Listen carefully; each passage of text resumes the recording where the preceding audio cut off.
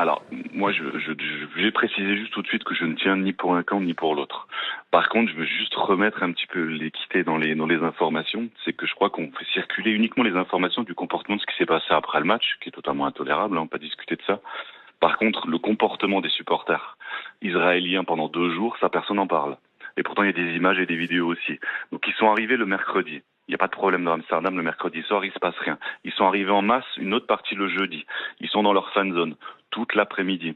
Ils ont fait des chants en disant vivement que les soldats israéliens tuent tous ces putains d'Arabes. Gloire aux enfants morts de la Palestine. Ah mais je vous les envoie les vidéos si vous les voulez, il n'y a aucun problème.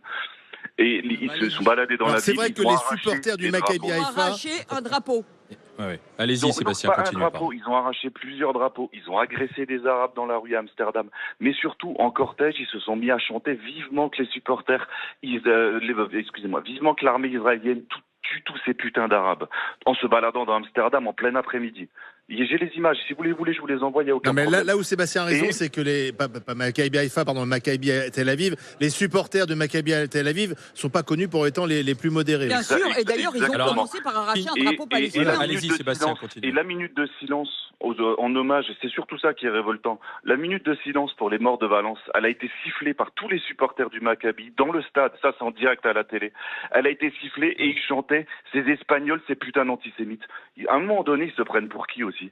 Je veux bien que c'est pas normal ce qui se passe, mais il faut pas venir jouer à la victime quand toute l'après-midi vous avez provoqué.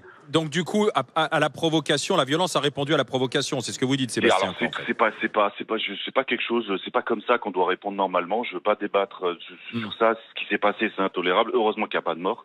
Mais par contre, je veux juste